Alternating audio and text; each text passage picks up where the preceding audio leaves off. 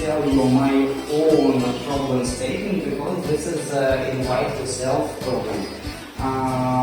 So here it is. No, it's formula. It's formula in correction.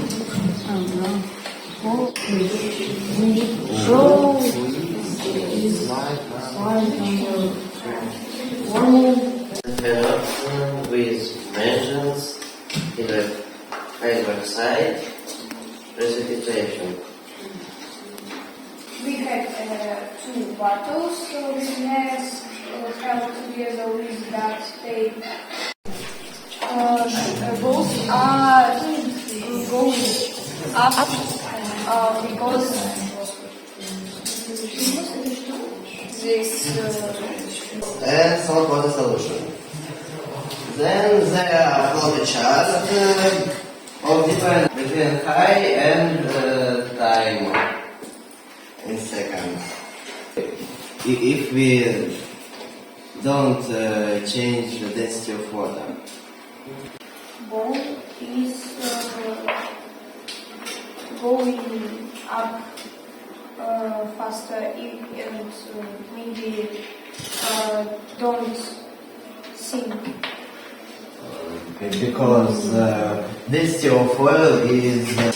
Пройдет даже меньше, чем один ряд. То есть здесь у нас вроде бы мы видим, как быстро все всплывает, а здесь у нас прошел даже меньше одного ряда прошло. То есть вот это все сдвинулось на диаметр одного шарика, а здесь сдвинулось все на диаметр аж 3 шариков. The reporter said that the balls rise from the bottom but under the... So,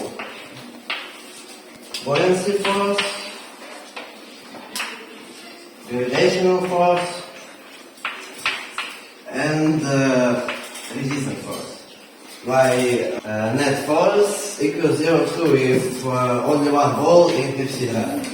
Adon, are you ready to begin now? Okay, Adon, keep track of the time. So, Apostles, I'm here. Okay, 8 minutes for presentation. Okay. I will start the timer. So, hello everyone, my name is Anna Vantal and today I will be presenting you problem number 14, precipitates. So the problem states that if a chemical reaction product is insoluble, then now we are able to see our two reactions that we used. So the first one is copper sulfate plus sodium hydroxide. So for our first experiment, we used liquid and copper sulfate and we dropped them both to sodium hydroxide, which density is 2.3 grams per milliliter. For the second one, as we can see through the experiments, as the temperature increases, the solubility of the reactants increases as well. So as a result, the precipitate appearance changes, and once again, our hypothesis is confirmed. And thank you so much for your attention. Thank you very much, dear reporter. Opponent team, home team. So you have 3 minutes to qualify questions for the reporter. Have you conducted an experiment with different concentration of substance? No, my experiment was about the temperature and the pH of the solutions. Please, can you show a slide with a qualitative explanation? As you can see, our hypothesis clearly says that there is not something that we can measure. So I cannot draw a graph from that. And our results were qualitative, not quantitative, if you mean that. Dear opponent, please show the presentation if you had them, and please start. I think the explanation of the process wasn't enough that took place in the reaction that the reporter performed. What kind of sediment product do you have?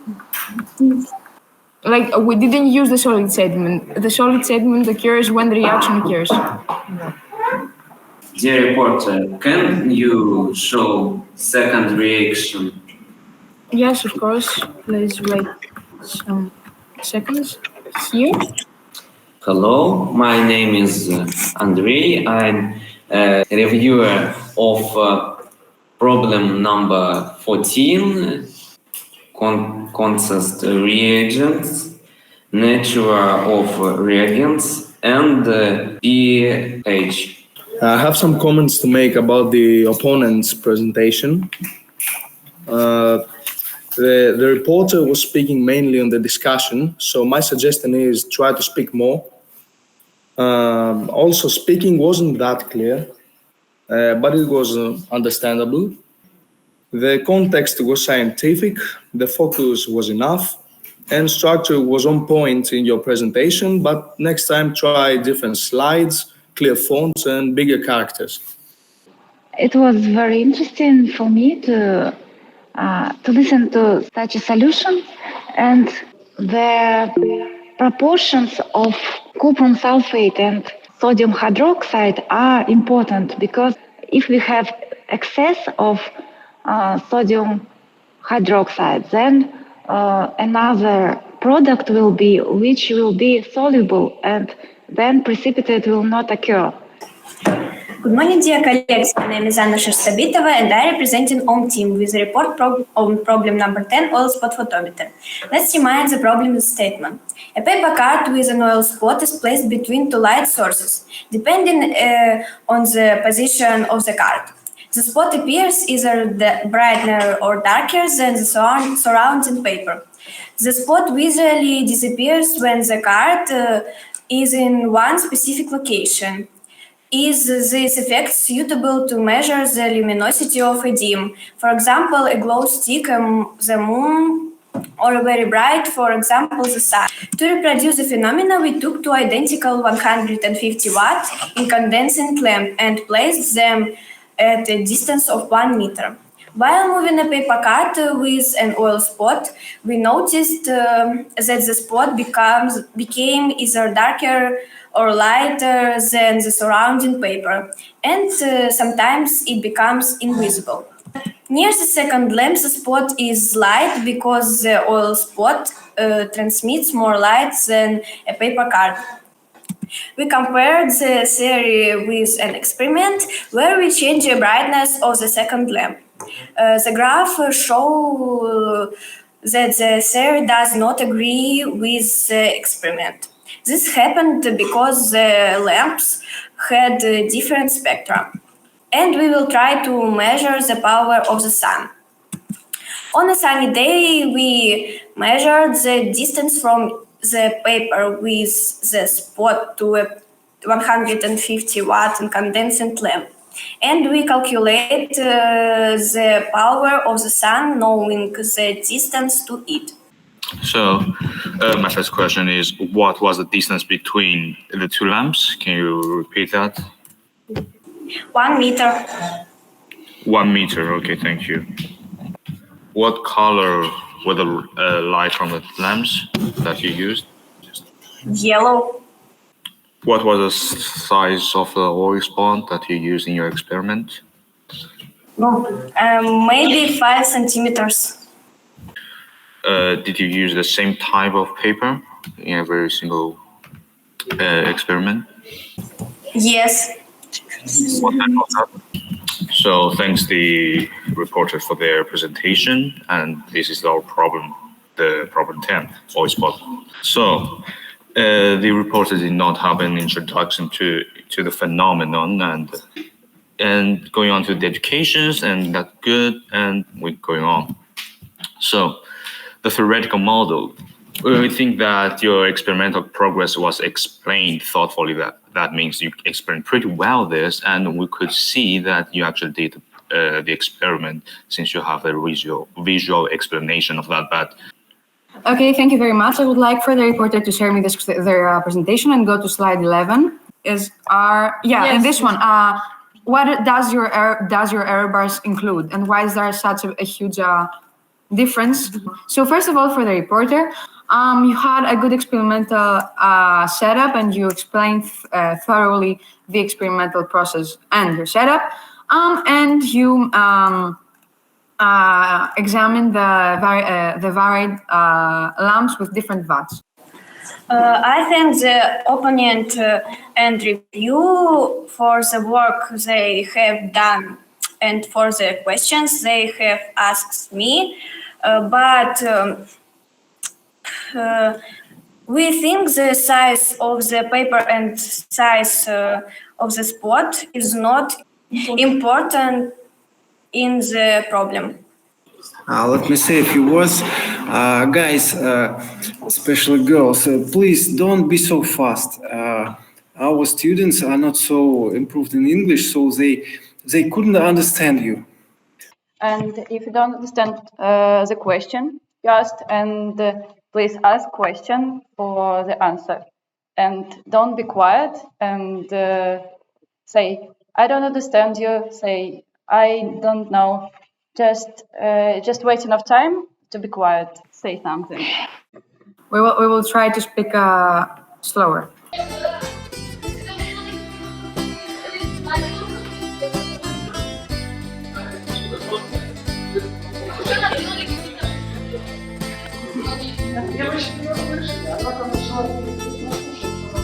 So here are my hypotheses. Smaller foam balls will need less time to ascend to the top than bigger foam balls. So the experimental setup for problem number 1, we used 2 bottles of water of 500 milliliters, foam balls, small and bigger ones, as I said, a silicone to make the clepsydra, and a measuring cup. What did you change in experiments? Oh, what did I change?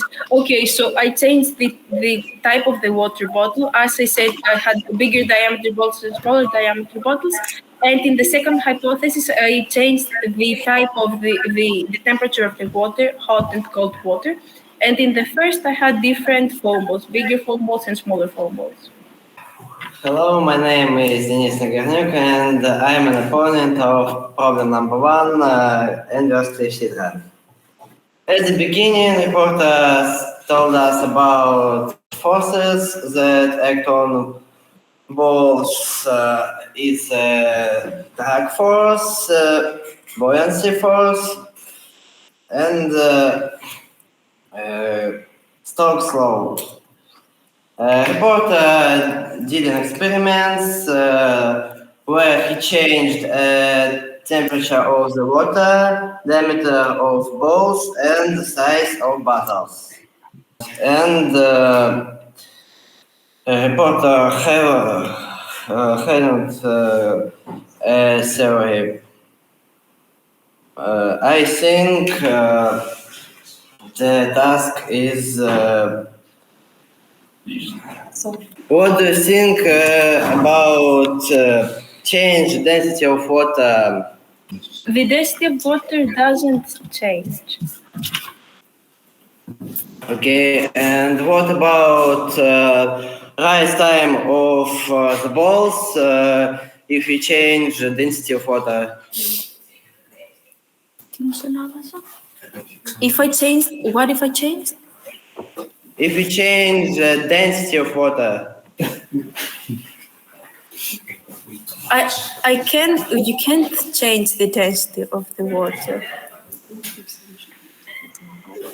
Okay, density of solution.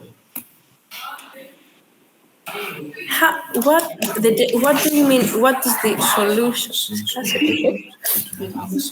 What was your first experiment? My first experiment was I used a different foam ball, smaller one and bigger one, to show which foam balls would ascend to the top faster. And it was the smaller one, as I showed you to the experiment. Do you want maybe to show you my presentation?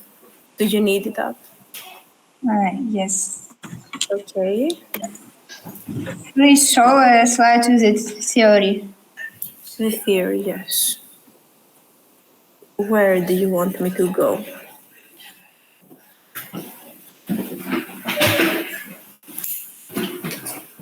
Temperature affects viscosity, explain that. So that is why we used hot and cold water, because hot water has a bigger viscosity. So that's why the foam balls move more quickly and ascend to the top quicker. Stokes' law, I explained to the opponent before that we found the drag force to have more exact results. I explained what drag force is, of course, because I use it in my experiment. Hello, my name is Gubriel Polina. I present the review of the problem number 1 from OWN team. I would like to start with a brief review of the report.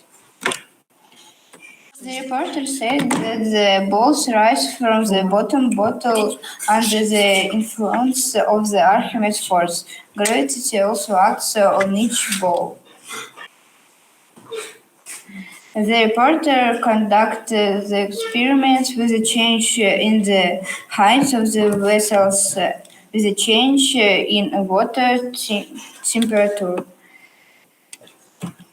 Let's move on the pros of the report and possible improvements. I do more experiments like with a change in the density of the liquid, with a change in the number of the balls in the vessel, with a change in the height of the vessel. Thank you, dear reporter and reviewer, for your improved of my opposition.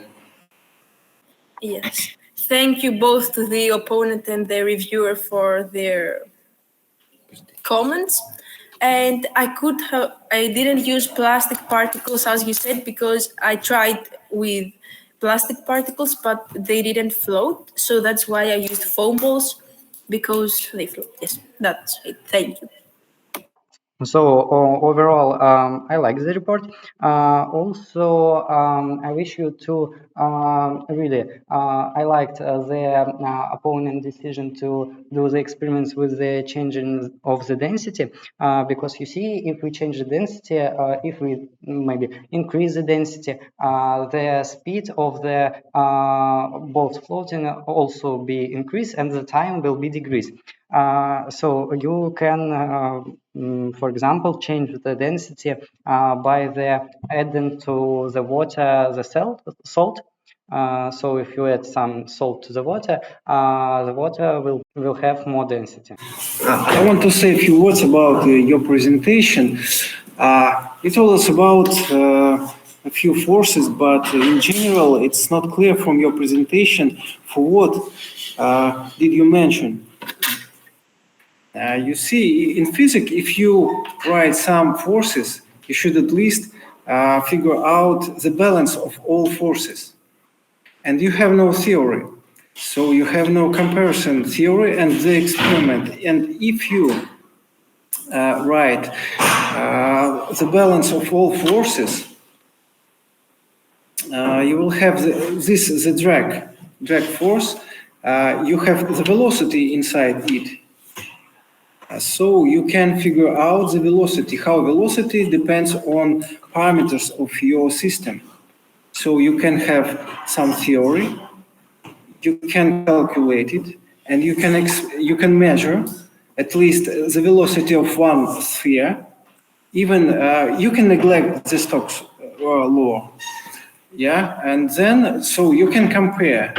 At least you have something in your presentation where you will have the experiment, the theory, and comparison between them.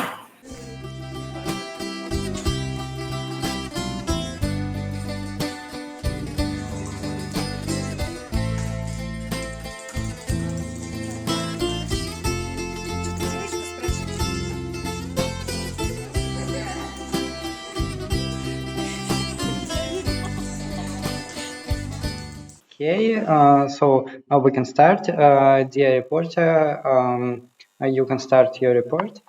Hello, my name is Timur Batishev, Team Volt. I'm presenting solution of problem number 8, parallax. I want to remind you statement of problem. We have to collect quantitative data on how accurate this method parallax is in comparison to other methods where only naked eyes are used. Parallax is displacement of difference in the visible position of the object. Close the left eye and see how the thumb is moved. Mark a new line at the place where the thumb is moved. Measure the distance from one line to the other. On the picture, we can see a person's thumb and board. And x is distance between two eyes, and y is distance between two lines on the board, and a is distance between nose and thumb, and d is distance between thumb and board, and distance between person and board equal a plus d, and d is a multiplied by y divided by x. We did experiment with different distance of 5, 10, 15, and 20 meters from the person to the object. We did 3 measurements from one distance. Hello. Thank you, reporter, for your speech. We would like to ask you some clarifying questions. First of all, are you sure about the measurements of the distances and how many estimations did you take? Can you repeat this? Yes, of course. How did you make sure that your thumb aligns perfectly with the object you are observing? Because it's subjective regarding the person who's observing, sorry. Could you repeat yes. Did you take into consideration the eye problems that some observants might have, like myopia and these kinds of stuff? Yes or no? No. Okay, thank you. You should have. How do you measure the distance between your eyes? I mean, with a ruler, how can you make sure that that's accurate? The distance between the two of your eyes. Ruler. Ruler. How can you make sure that this is a perfect line? Because your eyes, it's very hard to measure them. Как зрачок? Between middles. Could you please answer? Discuss. Yes, moving on. Do you think that you fulfilled the problem statement? Could you please answer? Did your solution fulfill the problem statement or no? Oh, it's the statement. Yes. Okay, so you think so. So hello everybody, I'm Manos Filippidis and I'm a team of the Overreactors team, and this is the opposition regarding problem 8 parallax. This is the problem statement, no need to restate it. Now this is a general outline of the presentation. First of all, the introduction to the phenomenon was average because there wasn't too much information. The theoretical explanation was average too poor. It needs a lot of improvement because the only theoretical thing mentioned was about what parallax is, and the others are just variations. Then the hypothesis needed a lot of improvement, as well as the experimental setup. Then the experimental procedure also needs some improvement, but it's average overall, and the deduction and conclusions were not thoroughly explained. So, reporter, would you say that your experiment was valid with all the trials that you did? Because you only said 3 measurements, would you say that that's enough?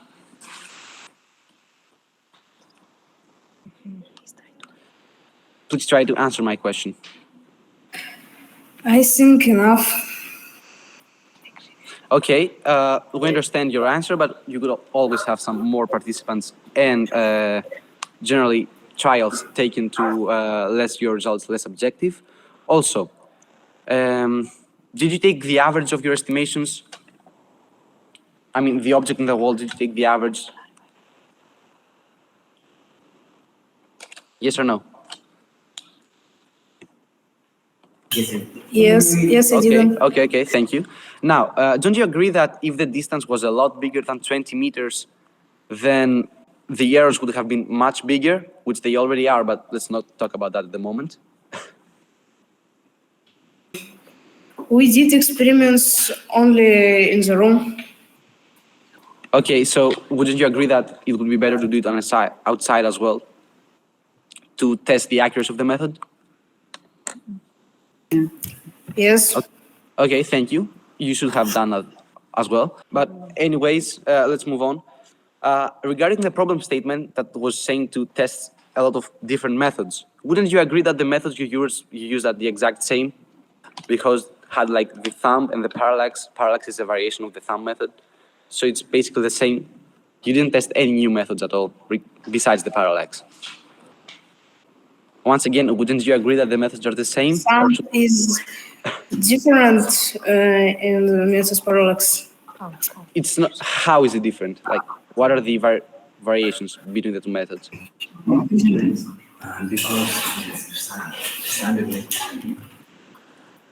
Could you please answer?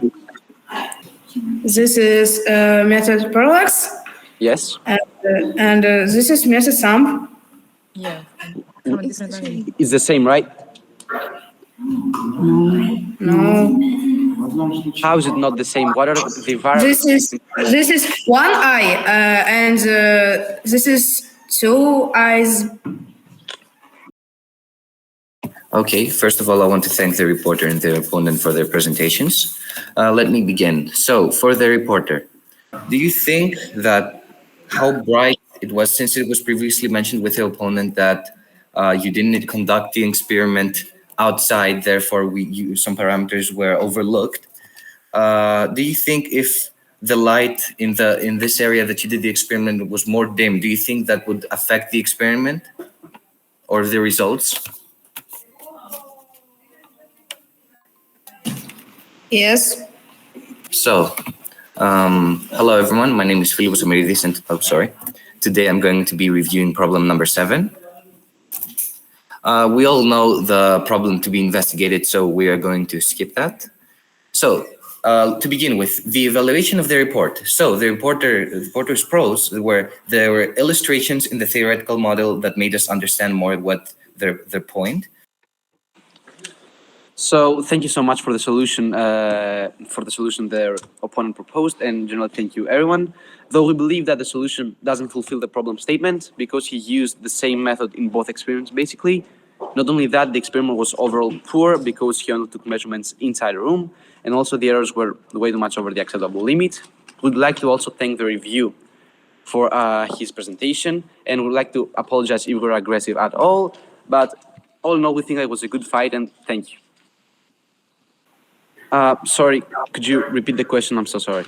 Could you tell us, please, about the theory? You said about the theory, and yes. Could you tell us about your opinion of theory in this task? Could you clarify what do you mean under theory improvement? Yes, of course. You only mentioned about what parallax is on the first slide, and it was only one sentence, and then you used the two methods to explain the different parallax methods, which, as we said many times before, they're pretty much the same.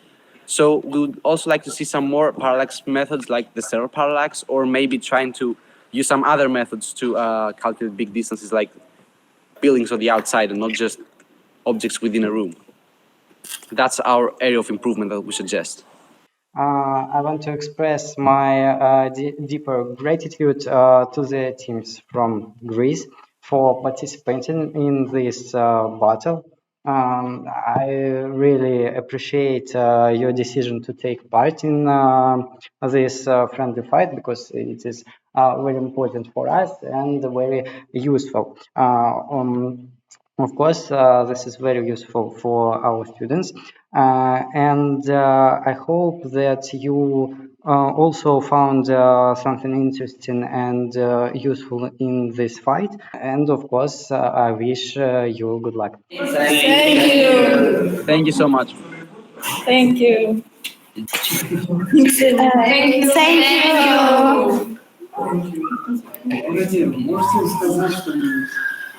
Thank you. Guys, I'm done. Thank you very much. Thank you guys for this fight, Alexandra. Thank you very much. And maybe we hope we see you soon in Georgia, maybe. Thank you very much. Let's do it again sometime, maybe. Okay? Of course, of course. See you guys. Bye. Bye. Thank you very much. Thank you.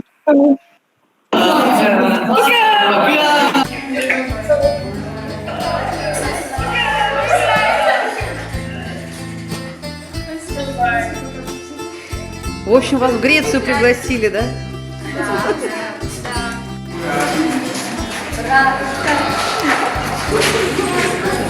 Идем к вам на обсуждение, как эмоциями поделиться. Очень круто!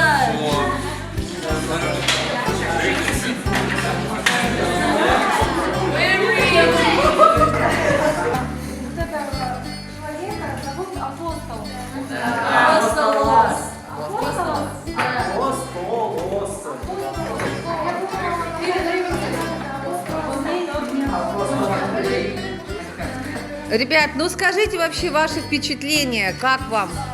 Как вам бой? Прикольно. Да, прикольно. Здорово. Да. Прикольно. Что значит прикольно? Необычно. Да. Это такой, это первый крупный как бы турнир по-английски. Интересно было. И что? Ну что, Андрей, ну вот, Вов, тебе как? Интересно, ну что, вообще сложновато. Они очень интересно получили.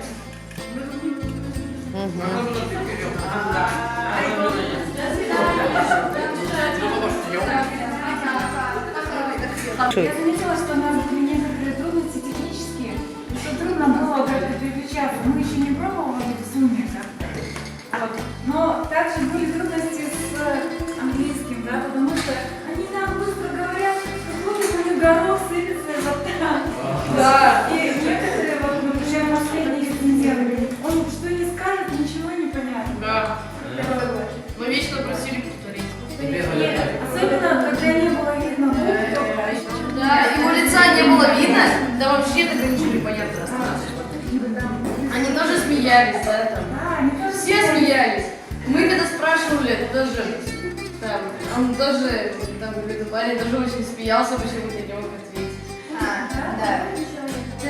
Да. Вот, ближе к концу. Ребят, ну я хочу сказать, вам вот интересно был бы еще такой опыт? Хотели бы еще такую подобную встречу? Да.